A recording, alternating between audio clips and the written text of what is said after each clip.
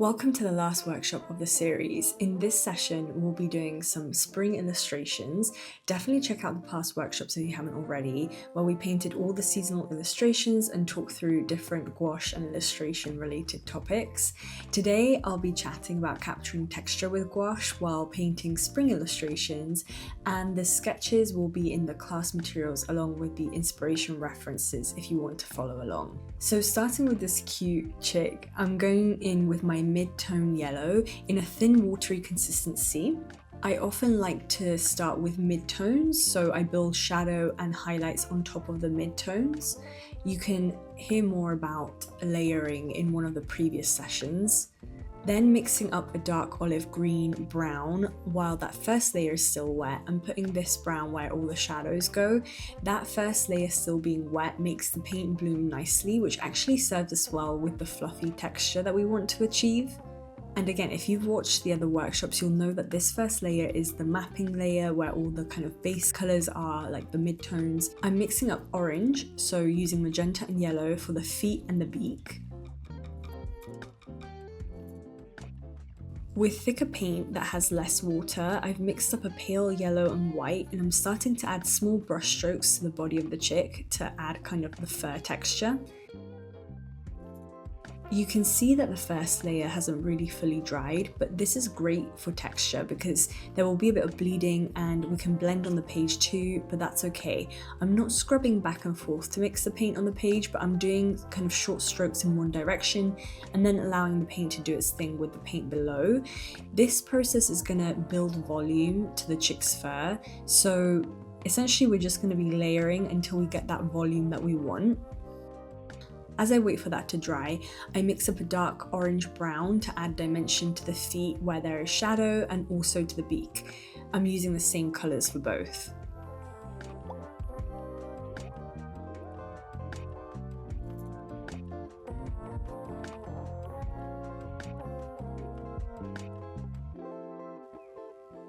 With a darker yellow that pulls towards orange, so adding a tiny bit more magenta to the mix, I'm adding small strokes of paint across certain areas of the fur to add a bit more dimension. Then mixing up magenta and cyan, I make this dark blue that really reads like black for the eye. And then I use some of that colour I mixed with a bit of the orange that was on my palette to add even more darker accents to the feet.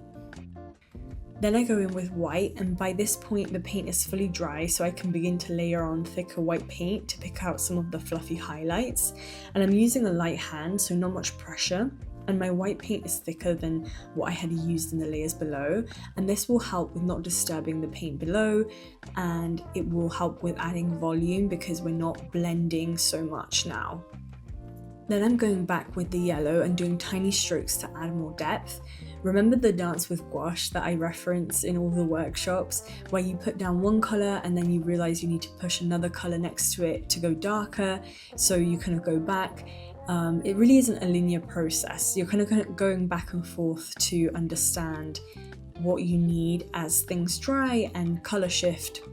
I'm keeping my strokes tiny and in the direction of the fur, which makes it look more realistic.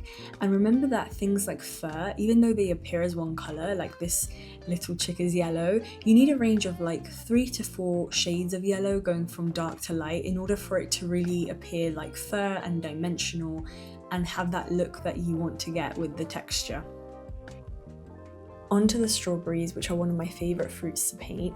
I start with a base of magenta and a touch of yellow, making sure my paint is thin and watery, which will make it quicker to dry and easier to build upon.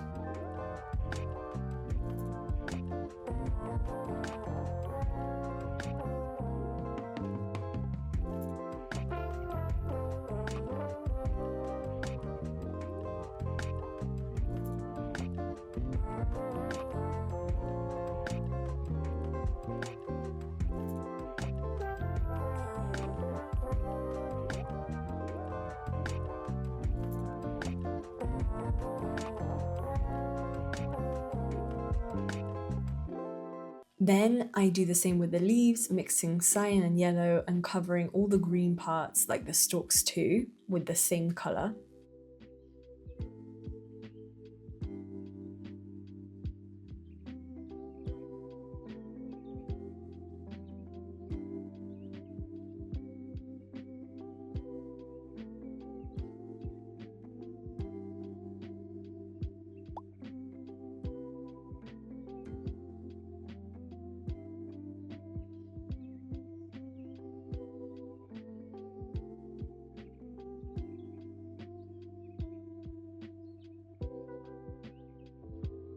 Then I'm covering the center of the flowers with yellow.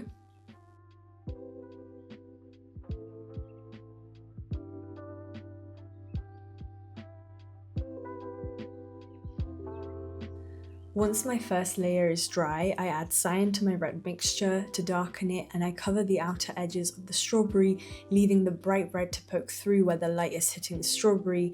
Now, this may look really dark initially, but you'll see how pushing the values actually makes our illustrations look more dimensional, and gouache always dries lighter, or at least the dark colors dry lighter.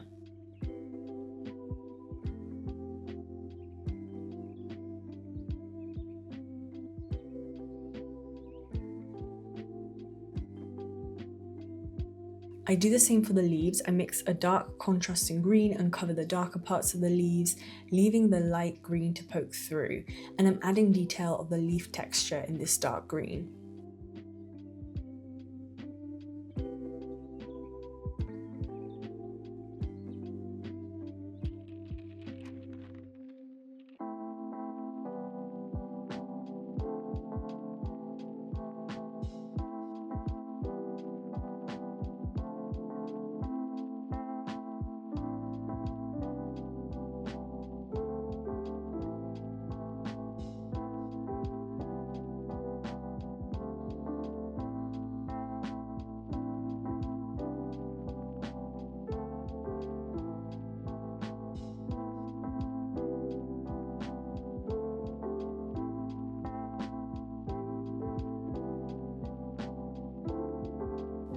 So back to the strawberries, I'm mixing up an even darker red with more cyan, and you can see how our previous dark red has lightened after drying.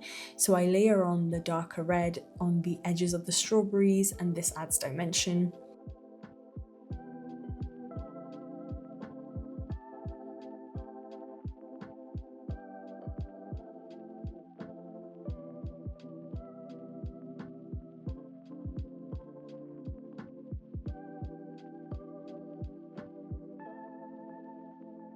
So I wanted to keep in this footage, which is me struggling to mix up a red, and I wanted kind of a strong red and I wasn't getting it, so I resorted to using pre-mixed red straight from the tube. This is Scarlet Red, and it worked really well. And it's completely fine to use pre-mixed colours, even though I was trying to mix up my own colours. I think sometimes you can't get the exact shade you want, and resorting to pre-mixed colours is a great option. Here I'm beginning to add the dimpling details of the strawberries.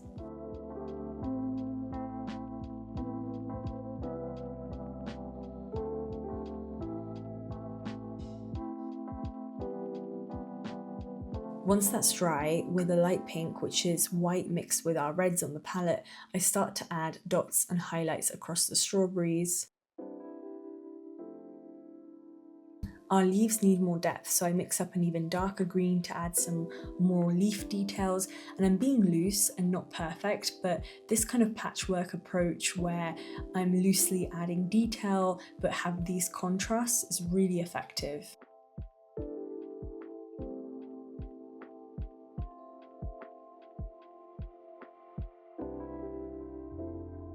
With a light bluish grey, I outline the flowers, making sure I leave some white poking through.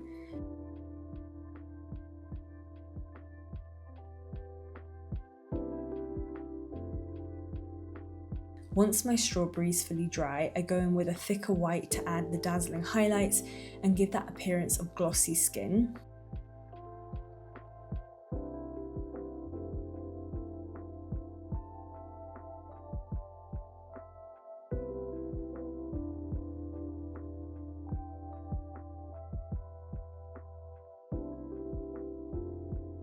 I add more cyan into my dark red mix to make it even darker, and I go in and outline some of the strawberry and add tiny dots for the seed details, and this contrast really pulls it together. You can see how the red looks really red with this outlined contrast.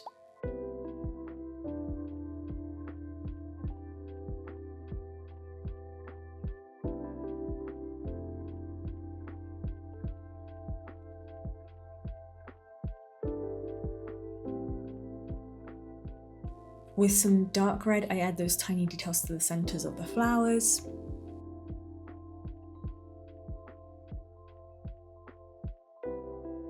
I go in with white on the leaves just to pick out a few highlights, not as contrasting as the strawberries, but just a few little reflections that I feel make the leaves pop out a bit more.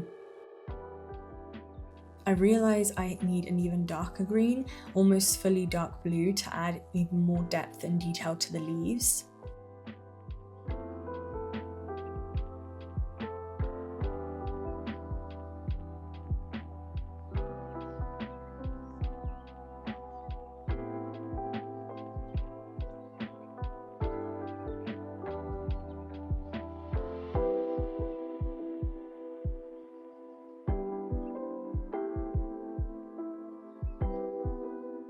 And here is the final result of our glossy strawberries. Now for the tulip, the first thin layer is covering the full flower with light pink and the stalk and leaves in a light green.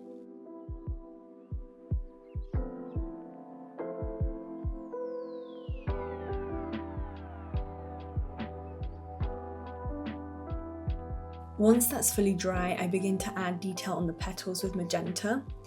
Now, the texture of tulips is pretty matte. They aren't glossy flowers and they really don't have dazzling reflections like the strawberries, for example. So to achieve this, I like to keep my paint pretty dry.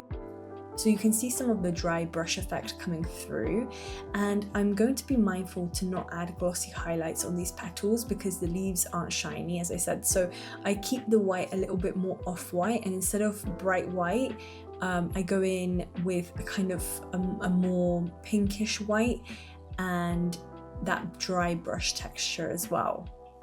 I like to do the striped effect with the paint, like long lines across the petals, and then you'll see I do the same with the stalk and leaves. If you look at a tulip, you can kind of see these line marks along the petals and leaves, and even though I'm exaggerating them in this illustration here, it helps to add this texture to the tulip. Mixing up a darker green, I start to layer that on the stalk and leaves in those long lines, and the way you layer your paint strokes can really affect the overall essence and texture of your illustration.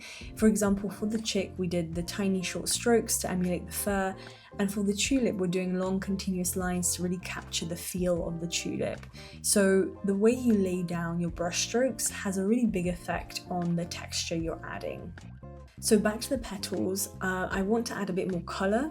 Adding in a mid-tone pink to be kind of an in-between with the lighter and darker colours is really helpful here to continue to add dimension. Remember, having mid-tones, so a couple of tones between your darker and lighter values, is really going to help add dimension by making the illustration look a little bit more real. If it were just fully high contrast, it may not look as real and not capture the full essence of what you're trying to portray. It may have a different style. If you do it like that, it's not bad necessarily. I'm just saying for the style that I do, I like to have some mid-tones to add a touch of realism to what I'm painting. On the leaves and stalk, I need deeper shadows to add more dimension. So keeping the long line brush strokes, I add a darker green.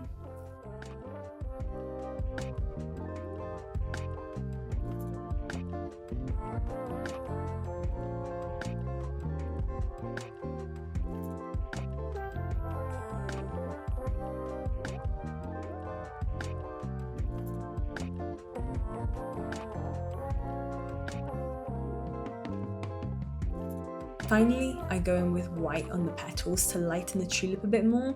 I don't want any harsh highlights as I'm not trying to get that reflective shine. So my white is a bit off-white, it has a touch of pink in it. And this is to add more dimension to my tulip because it was looking a little bit flat.